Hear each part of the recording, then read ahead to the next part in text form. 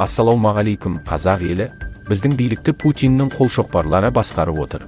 Скляр деген мафия орыс утильспормен миллиард табыс табады. Бақайсаңыз, әр бір жылы кем дегенде бір орыс адам министр креслосында отырған. Халық қосылып, бірнеше министрдің оставкасын талап еткен еді. Автократ, диктатор Тоқаевтың өзі де бізден қорқып, бірнеше министрді қуып жіберген еді. Енді біздің қазақ халқы қаншер, нацист, шовинист орыс министрлердің де отставкасын талап етеді. Егер қазақ билігін тек қазақ басқарсын десеңіз, лайк қойыңыз. Бастайық. Утильспордан миллиард тапқан Скляр шошқа. Қаржы полициясы Қазақстан Республикасы премьер-министрінің орынбасары, көлік және коммуникация министрі Склярға қатысты тергеуді бастапты дейді жабық саяси каналдар. Ол қазақ халқынан 300 миллиард долларды Утильспор ақшасынан ұрлап, елден қашқан көрінеді. Олармен қаржы полициясы айналысуда. Кейбір жедел іс-шаралар жүргізілуде деп хабарлады агенттікке 20 тамызда ақпарат көзі. Ресми түрде ол демалыста, ал кеңсе мөрленген деп қосты сұхбаттасушы. Бұл ретте Склярдың қабылдауында жауап жоқ. Департаменттің баспасөз қызметі, вице-министрдің телефонында ақау бар деп мәлімдеді. Ведомствоға белгілі болғандай, Скляр Қазақстан Республикасы үкіметі вице-премьерлерінің бірінің кеңесшісі болып тағайындалады деп күтілген.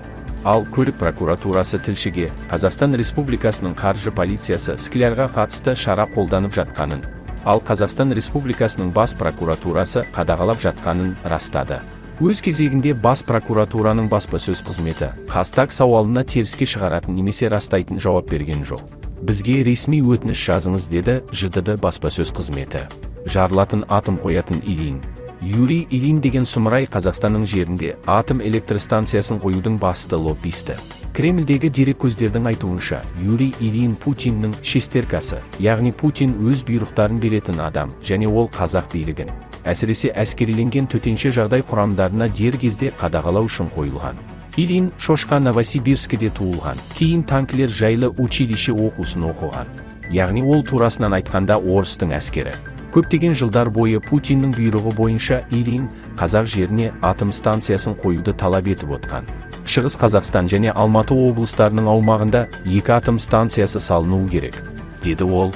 Оған қоса, біздің министрлік керек болса, ешкімнен сұрамай, АЭС-қа жер таңдап, құрылысқа өзі қатысады, деп мінез көрсетті. Барлық жұмысты ресейлік Росатом компаниясы өткізуі керек. Алдағы уақытта ол үшін жобалық сметалық құжаттама әзірленіп, төтенше жағдайлар министрлігінің құзыретіне жататын талаптар ескерілетін болады деп нақтылады шошқа министр. Ойланып көріңізші, ол есек ең сейсмобелсенді, таулы, жер сілкінетін жерлерде станция салғысы келіп тұр. Бұл деген қазақ даласының геноциді.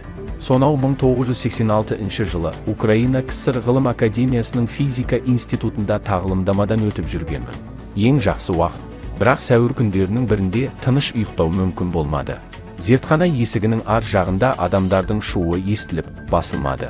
Барлығы жан-жаққа жүгірді. Бұл дүрбелең емес еді. Бірақ біраз толқу. Чернобыльда ядролық жарылыс болды деген қауесет бойынша белгілі болды. Жалпы, Накасаки мен Хиросима, Гейгер есептегіштерінің масштабтан шықпағаны және радиация деңгейінің қалыпты болғаны біршама тыныштандырды. Кем дегенде қауіпті емес. Профессор Гертруда Климушеваның қалтасының қызыл есептегішін, шамасы шетелдік, шығарып, радиацияның қалыпты екенін жеңілдетіп айтқаны есімде. Бұл қазір Чернобыль туралы бәрі болмаса да көп нәрсеге белгілі. Неліктен Қазақстанда атом электростанциялары салынбауы керек? Бірақ Қазақстанда атом электростанциясын салу мүмкіндігіне келетін болсақ, бұл жерде қорқынышты белгісіздік жоқ. Мұнда бәрі анық. Атом электростанциясы Қазақстан тарихындағы ең қауіпті, тәуекелді және болашағы жоқ жоба екені анық. Тәуекел жағынан медеу бөгетін онымен салыстыруға да келмей. Семей ядролық полигонынан басқа. Қазақстанда атом электростанцияларын салу және пайдалану кезінде біріншілік және қайталама тәуекелдер болмайды. Барлық тәуекелдер маңызды болады. Кәсіби. Бұл не үшін? Оның үстіне ертеме, кешпе, Балқаш атом электростанциясында шетелдік білікті мамандардың орнына біздің қазақстандық мамандар жұмыс істейтін болады. Енді айтыңызшы, шынымен орыстар АЭС салса, ол алқаштарда қаза үшін жаны ашитын специалист бар ма? Егер кенеттен өте кішкентай мәселе туындаса, ол бірте-бірте әмбебап апатқа дейін өседі. Бар ма? Жауабы анық. Кейбіреулерге бұл аргумент лирикалық болып көрінуі мүмкін, бірақ маған сеніңіз, уақыты келгенде бұл дәлел ең шешуші болады. Біздің мамандар мәселенің өзін байқамайды. Естеріңізге сала кетейін, Чернобыль апаты немқұрайлылық пен кәсіпқойлықтың жоқтығынан болған. Біздің қазақы немқұрайлылығымыз бен кәсіпқойлығымыз туралы не айтамыз? Жемқорлық. Кейбір өте ақылды орыстар мен қазақстандықтар АЭС қажет екенін алға тартып, Ресейде атом электр станциялары бар, оны салуды орыстар білет деп бас изеді. Өкінішке орай, КСРО мен жаңа посткеңестік Ресейде атом электр станциялары тұрғыза алды деп түсіндіру қиын. Ал қазіргі үрлемелі және жемқор Ресей тек тәуекелі өте жоғары атом электр станцияларын сала алады. Росатом 2018 жылы Мерсиндегі түрік атом электр станциясының құрылысын бастады. 2018 жылдың сәуірінде Түркияның атом энергиясы басқармасының мамандары атом электр станциясының бетон іргетасында көптеген жарықшақтарды анықтады. Оның үстіне түріктер Чернобыльдің бұл әлеуетін көрсеткеннен кейін Росатом іргетасын қайтадан толтырды, бірақ жарықтар қайтадан пайда болды. Және бұл әзіл емес. Бұл Еуропаның дәл ортасында дерлік ықтимал Қытай синдромы. Ал енді АЭС құрылысы бойынша қазақстандық заңгерлерге сұрақ. Росатом Қазақстанда Түркиядағыдан да жоғары сапада атом электр станцияларын салады деп не ойлайсыз? Сіз орыс пен қазақ шенеуніктерінің мәңгілік және дәстүрлі жабысқақ және кір қолдарын ұмыттыңыз ба? Өйткені Росатом, Балқаш АЭСінің дәл сол іргетасын нағыз бетоннан емес, орыстың, немесе қазақтың бетоннан салатыны анық. Кім көбірек су қосып, ақшаны сұйылтса? Орыстар түрік инженерлері мен шенеуніктерімен келісімге келе алмаса да, болашақпен, әкімдіктермен келісімге келе алады. Неліктен олар айталық бетпақдаланың ортасына немесе үстірт қыратының шөлейт жерлеріне емес, Балқаштың жағасына атом электр станциясын салады. Өйткені атом электр станцияларының жұмысы үшін салқындату контурлары, радиацияны сіңіру және басқа да техникалық қажеттіліктер су қажет. Және мүмкіндігінше, дәл сол Фукусима әлемдік мұхиттың суын тұтынады. Ешқандай проблемалар жоқ. Ал Балқаш атом электр станциясы суды қайдан тұтынады? Дұрыс, Балқаш көлінен. Қалыпты жұмыс кезінде атом электр станциясы, мысалы, жылу, көмір немесе су электр станциясына қарағанда экологиялық таза. Бірақ мамандар бұзбайтын мұндай тетік жоқ екенін айтуды ұмытады. Ал апаттық режимде атом электр станцияларының экологиялық және техногендік зияны көмір немесе су электр станцияларының зиянынан әлдеқайда жоғары. Саяно-Шушенск ГЭСіндегі 2009 жылғы апат ешкімнің есінде жоқ, бірақ Чернобыль апаты мәңгі есте қалады. Яғни, бәрі жақсы болған кезде, бәрі жақсы. Бірақ мәселе туындаған кезде олар айтқандай суды ағызыңыз. Балқашта, Фукусимада радиоактивті су ашық және шексіз мұхитқа құяды, ал Қазақстанда жабық және шағын Балқашқа құйылады. Мысалдар іздеудің қажеті жоқ. Егер астаналық көмірмен жұмыс істейтін ЖО 2-тен шықса, ең нашар жағдайда пәтеріңізде жарық болмайды. Бірақ егер қазақстандық АЭС 1-тен шықса, онда ең жақсы жағдайда пәтерде мүлдем ешкім болмайды. Айырмашылықты сезінесіз бе? Атом электр станцияларының керемет экологиялық тазалығы мен қауіпсіздігі туралы айтқан сарапшылардың не туралы үндемейтінін түсінесіз бе? Айтпақшы, сол сарапшылар 2030 жылға қарай Қазақстанда энергия тұтыну деңгейі айтарлықтай артады және атом электр станцияларын салу қажет деп жылап жатыр. Жыл сайын Қазақстаннан ондаған мың мамандар қашып кетеді. Жұмыс істеп тұрған кәсіпорындар мен зауыттардың саны тұрақты түрде азайып келеді. Экономика мен өнеркәсіп тез деградацияда. Иә, Қазақстандағы 50 Қытай зауыты. Күрделі аргумент. Бірақ сұрақ, оған Қазақстанның қандай қатысы бар? Қазақстанда электр энергиясы жеткілікті, ал атом электр станциясының пайда болуы негізсіз тәуекелдерді тудырады. Қазақстанда қазір 3 миллион киловаттан астам бос тұрған қуат бар. Сонымен қатар, өткен жылдың күзінде жаңартылатын энергия көздерінен тағы миллион киловатт қуат салуға тендерлер өткізілгенін атап өтті маман. Ол сондай-ақ ұсынылған сайтқа назар аударды. Бұл орын сәтсіз.